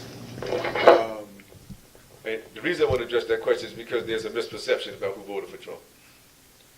Rich whites, middle class whites, and poor whites all voted for Trump. So there were quite a few white people who were affluent that voted for Trump. So it's not just poor whites that voted for Trump. The other thing, and I want to, one of the things that I didn't talk about that Lisa just talked about or addressed indirectly was the whole thing of King talking about the triplets of militarism, materialism, and racism. Right. And so when we think about those three triplets and how it's manifesting today, then it's what allows for this transfer of wealth from the middle class and poor people to rich people, because of the fact that people can be manipulated based on the fact that they're believing that they're doing something that's hurting one group as opposed to another group. And so the third point is that that racism is not just present in the United States. So if you look at all the European countries that are also having issues related to immigration, and Africans and people from the Caribbean and other folks, Israel is about to expel 30 to 60,000 refugees who are of African ancestry.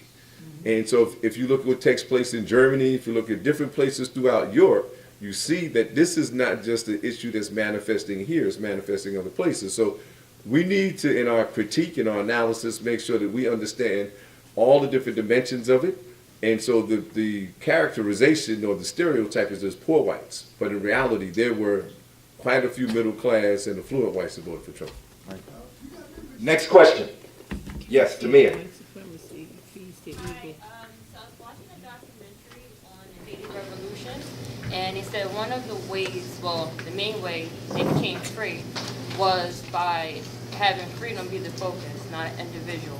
So I wanted to know, in regards to Martin Luther King, what was his thoughts, or what do you believe was his thoughts on freedom, and having that be the focus? What does freedom look like? So people know what they can aim for. Panel. Repeat. What would Dr. King say freedom looks like? Justice. Equality. Yeah. I would say justice first, and whether justice consists of reparations, right? So if you think about it, one of the ways that particularly whites in the country are able to advance themselves financially and so we are so far behind is because through the Homestead Act, they were able to get hundreds of acres of land, right? And so they were able to figure out a way as they migrated west and displaced the Native Americans to get this land, so they were able to get a financial stake in terms of their advancement in the country. And then when Europeans came over here, they were able to get a whole lot of assistance that people of African ancestry weren't. And so from the outset, we have always been trying to dig out of this hole that's been created for us. But I think that there would definitely have to be some economic reparations. That would certainly be part of it. I think the other part of it would be that we still don't really have, while we have political leaders, and I have mad respect for Raz, but when you think of the hole that the city of Newark has to dig out of, then Raz, as competent and as courageous, as committed as he is, the challenges that he's facing, and that's just true for him. And so I'm sure that we ask our honorable councilwoman from Orange, what kind of financial substance comes from the state to be able to support the schools, to be able to offset the costs of different kind of economic realities that exist in Orange, urban communities all around New Jersey, then you see, Just think about when Hurricane Katrina hit New Orleans. One of the things that we sometimes forget is that because of redlining and racism, that poor African Americans and affluent African Americans lived together. So the stereotype of Katrina was it was poor blacks that were in the Ninth Ward. There were many middle-class professional blacks in the Ninth Ward. Because of racism, they were not able to live anywhere else. And so Dr. King's vision would have to be that we would have some, and he even talked about economic withdrawal, and he even talked, inferred about reparations. So I'm confident there'll be an economic aspect to Dr. King's vision, in addition to the fact that we should have the opportunity to govern ourselves with the resources we need to accomplish what we should. Any other panels? I want to read, I had a copy of Dr. King's letter from Birmingham jail. Oh, yeah. And one of the paragraphs says, moreover, and this is Dr. King's words, moreover, I am cognizant of the interrelatedness of all communities and states. I cannot sit idly by in Atlanta and not be concerned about what happens in Birmingham. Injustice anywhere is a threat to justice everywhere.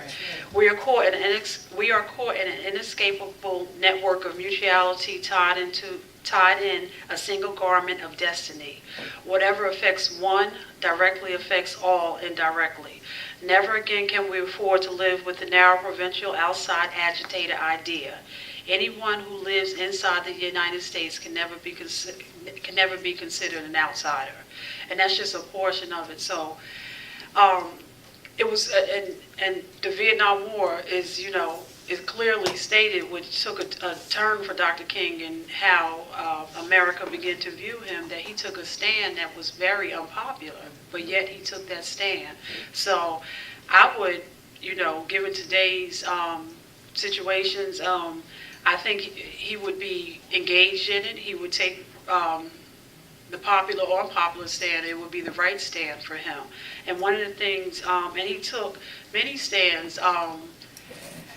The day of that speech, when he was there for the sanitation workers, primarily his whole staff told him not to do it.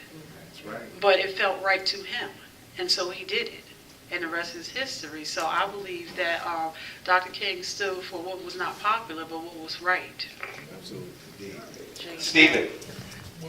Is that Stephen or is that Jay? That's Jay. Sorry, Stephen. Wait, Jay. John wants to respond. Yeah, I just wanted to suggest, I think I don't need the microphone. Messes with the speaker.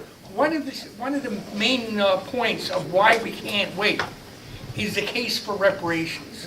When Dr. King wrote Why We Can't Wait, one of the main points is the case for reparations. And it's a question of demanding land as well as financial reparations. And if we don't understand the demand for land, we don't understand reparations at all. Thank you. Anyone else? Okay, Jay. Just a comment and a question. First we've got to realize the biggest party in the United States is the party of non-voters. Overwhelmingly working class of all racial and ethnic groups.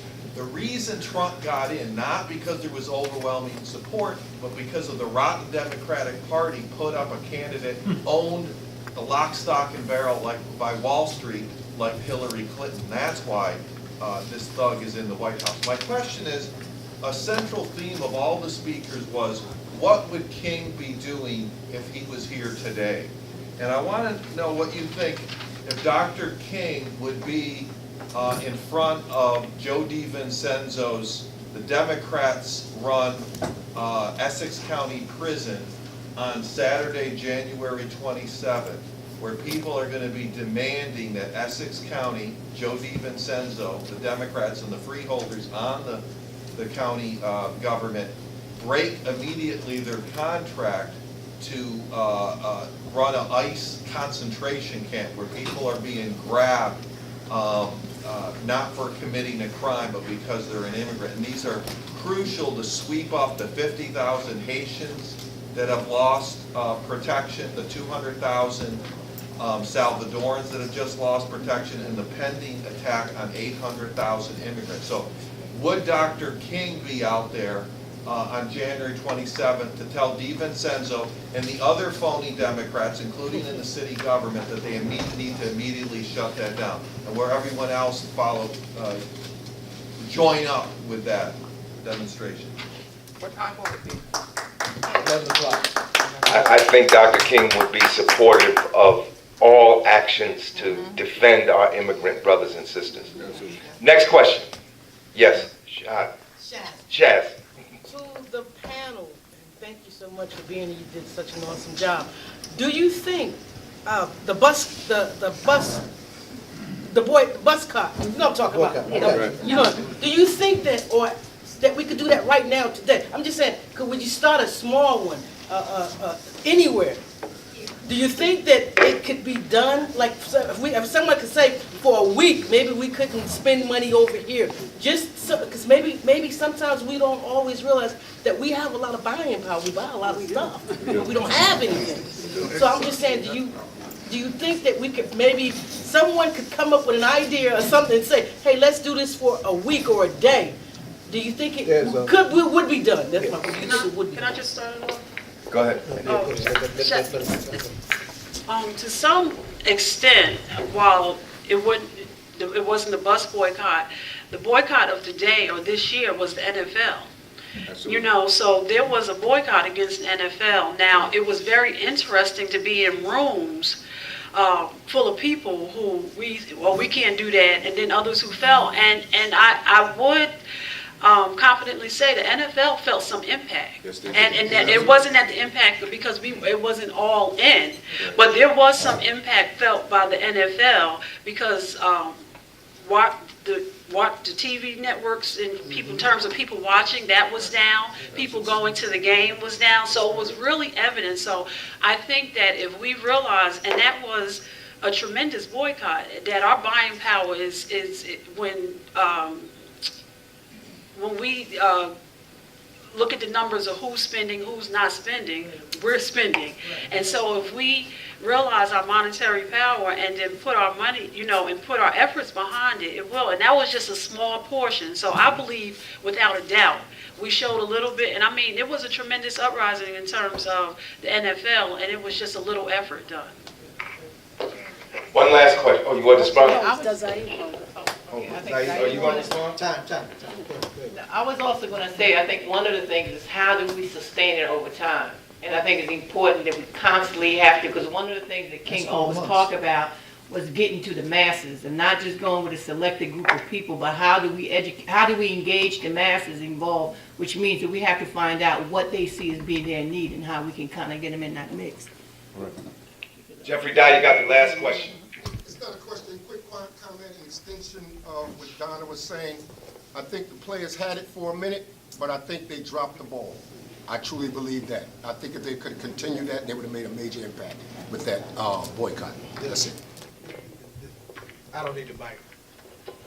One of the most upsetting things about that equation, and I appreciate y'all bringing that up, is that the NFL Players Union is a black-led, black-dominated union of millionaire, 300-pound, muscle-bound punks. Y'all heard what I said. The professional football players are built from 200 to 300 some odd pounds of mass muscle, but when it came to taking a stand on principle, and they had a vehicle, a union, to stand behind one of their own, they did not do it. They punked out, right? And I'm proud of our community that participated in that boycott and didn't support them punks for enriching themselves off of our labor and our sacrifices, but when it comes time to take a stand, they didn't. And what we need to do is it's one thing to beat up on this racist all the time, but we also need to beat up on these chokers that sell us out, right? And they need to be called out. Those who betray us also need to be added behind, put to the fire. All right, let's give our panelists a big hand. Give them a big hand. I think they did an excellent job. I'm already thinking that we're going to do another panel on the 21st of February, on the anniversary of the assassination of Malcolm X. Yes. If you can just sit down for just one more minute, And let me say that we need everybody to be with us on Monday. Everybody who feels the spirit of Dr. Martin Luther King, you need to be there on Monday. Because on Monday we're going to march on all the issues that the panelists raised so eloquently tonight. I mean, we're in Afghanistan 16 years, the longest war in the history of the United States. We've spent trillions on war. And we can't even keep our people warm in the United States. Do you know how many people did not have heat? Yeah. This past week, this week when it was 0 degrees, we couldn't keep people warm. In the most advanced industrialist country in the world, we could not keep people warm. School children. I saw that clip from Baltimore where the kids didn't have any heat in the school. It's a disgrace. You know, and I could go on and on and on, but tonight's not my night. I'll be speaking several places, so y'all hear what I had to say. Save your voice, Tim. Several places. But everybody should be there Monday. 11:30 if it's not too cold, no later than 12 o'clock.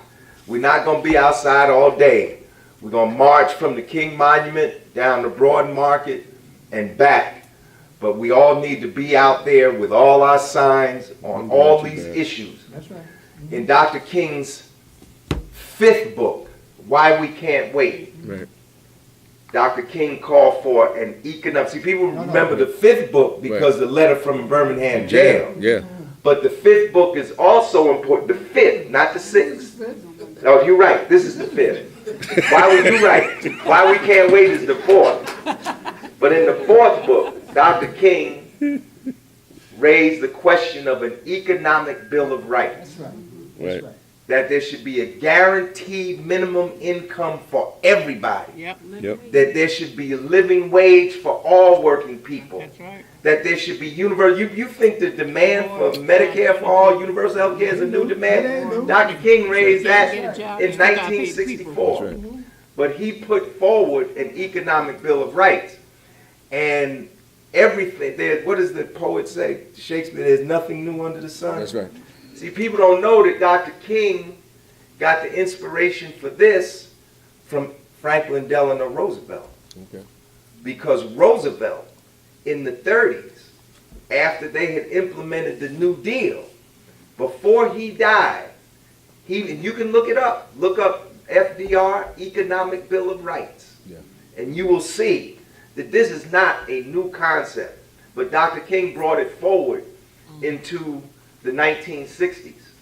So that's very important. And the thing that we wanted to try to bring to people tonight is the King that people are not familiar with. Saeed has brought many of the books that Dr. King wrote. Dr. King wrote 6 books: Measure of a Man, Stride Toward Freedom, Strength to Love, Why We Can't Wait, Where Do We Go From Here, Chaos or Community, and Trumpet of Conscience. Those are the 6 books that Dr. King wrote. And Councilwoman Williams raised the question of the Amistad and the failure to implement the Amistad. All the schools will be closed on the 15th.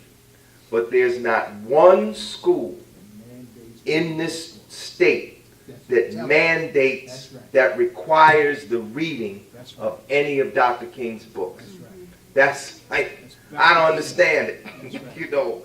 So one of the things we should be raising is put his writings on required reading lists in schools and colleges and universities. And lastly, in this book, Where Do We Go From Here? Chaos or Community. In the chapter called The World House, Dr. King said, because the question was asked, what does freedom look like to Martin Luther King? First of all, freedom to Dr. Martin Luther King was racial equality.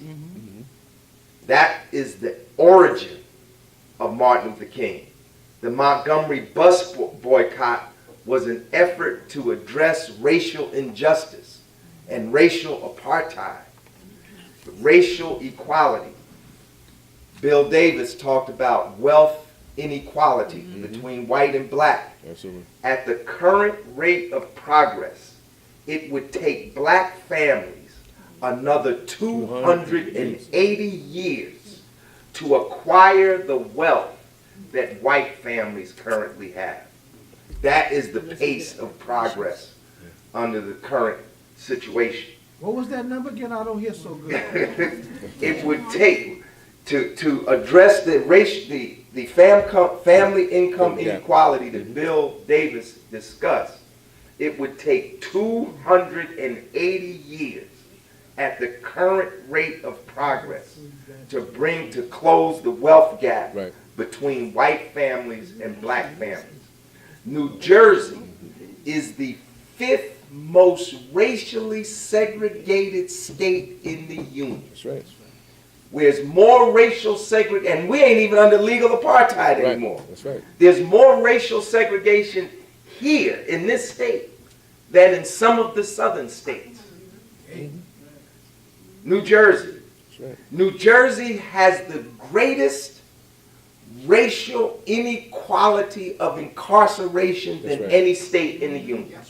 No other state in the union has the percentage of black and brown people incarcerated in state prisons than New Jersey. That's right, we beat California. The ratio, the percentages is greater here than anywhere else. You know, so number one is racial equality. But number two is this.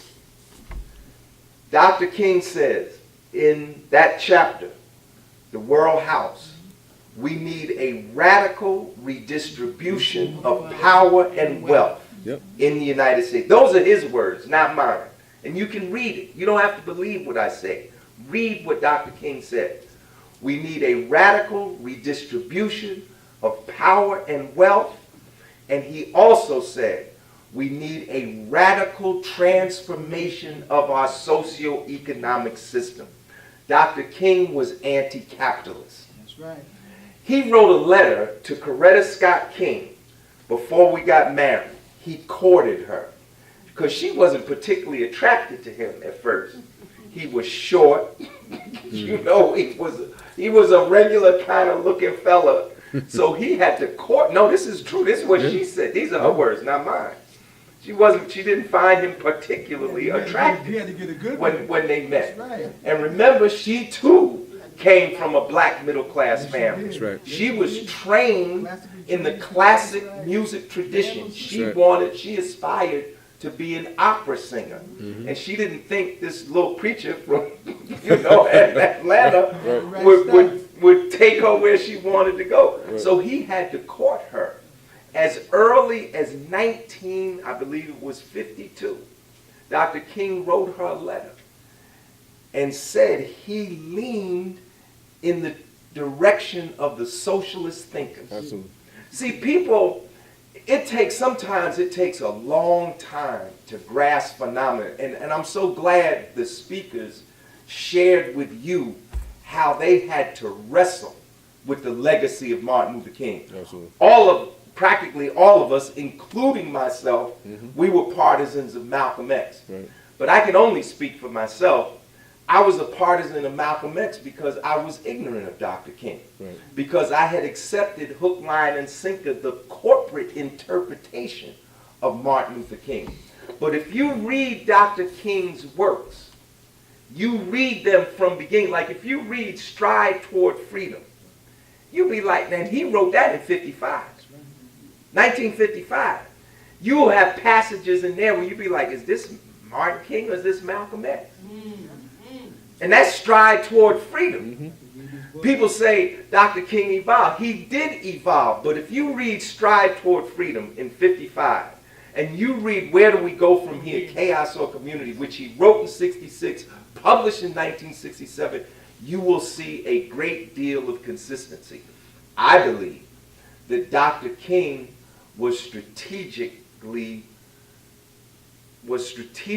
approaching what he was trying to do in terms of where he put himself. Like Dr. King, 1955 was the McCarthy period.